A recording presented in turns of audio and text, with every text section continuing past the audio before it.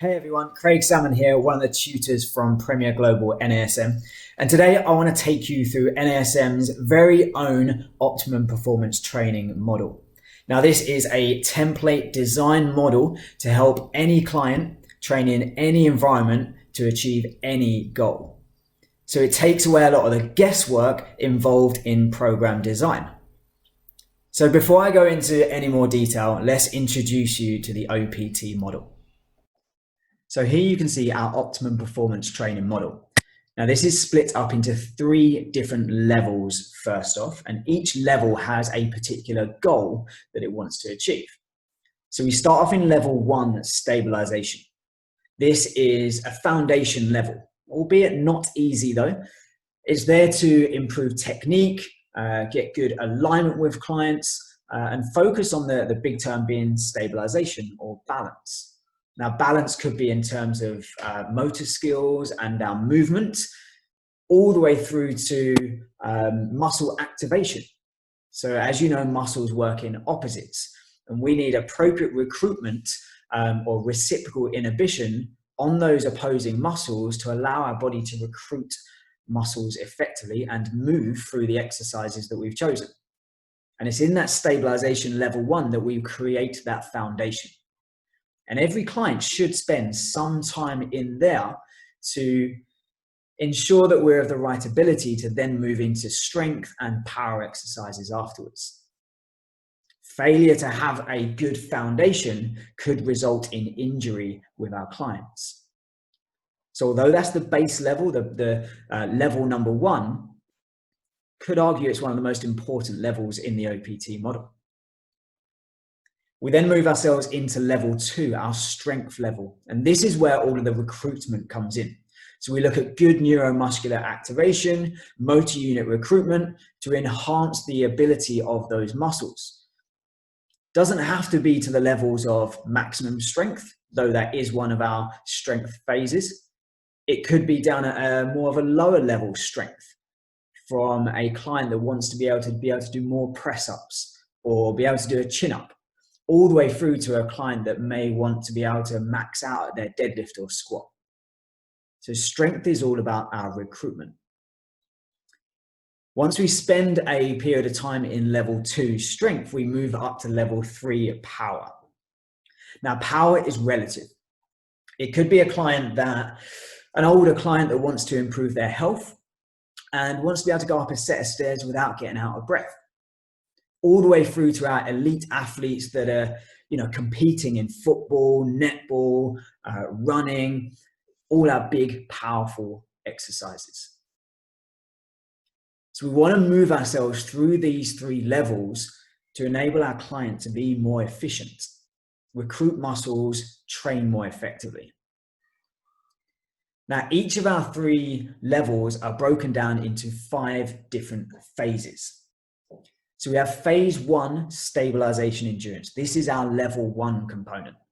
As we said, we're really focusing on our balance here. Motor skills, muscle activation. We then move ourselves up into level 2. But level 2 is broken down into 3 different phases. We have phase 2, strength endurance, phase 3, hypertrophy, phase 4, maximal strength. Now, ideally, we move our client from phase 1 into phase 2, strength endurance. It's comprised of supersets, still benefiting the level 2 goal, which is to improve strength. But it's also trying to maintain some of the phase 1 work that we've previously focused on. So the actual aim of phase 2 is to improve prime mover strength whilst maintaining stabilization endurance. A really good stepping stone from that foundation level 1. Really good because it focuses on superset factors in the sessions. So it can be a really good epoch or metabolic effect, and lots and lots of benefits in terms of muscle activation and endurance within those muscles. We can then move ourselves up to phase 3 or phase 4, though these phases are optional. Not every client will need to go into these levels or would even want to go into these levels. Hypertrophy, this is very much to do with the aesthetics. not just for the bodybuilding type, but can enhance sporting activities, can help with muscle mass increase, can help with body fat reduction there as well. We can have a whole variety of split routines, whole body routines, lactate intervals, Tabata, that could be really beneficial in phase 3. We could even then progress ourselves up into phase 4, which is our maximal strength. And this one is a very specific type of strength. It is, well, the client that typically just wants to lift heavy. They want a 1 rep max PB on their deadlift, squat, bench press. So, hey, maybe that's not for every client. There's different levels of strength, right? We have some clients that come to us and say, I want to feel stronger. I want to be able to do more press-ups. I want to hold a plank for longer. Maybe they want to be able to get a 5K PB. Well, that's all to do with good strength. So we spend some time in phase 1 to create this good foundation. We then maybe move up to phase 2 to improve their strength, but it's also focusing on the endurance element because they're saying they want to do more of things. Whereas if the client came to you and said, I want to get stronger, I want to PB my deadlift, then we could start off in phase 1, move into a level of phase 2, and then go up to phase 4 because maximal strength is their key focus. So we've got our 3 phases of strength that all come under that level 2 bracket. We then eventually get ourselves to phase 5, level 3, which is our power.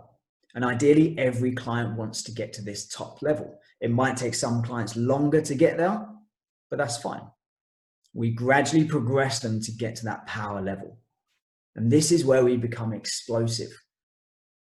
We're looking at a good strength exercise followed by a real powerful, explosive 40% of your 1 rep max type exercise.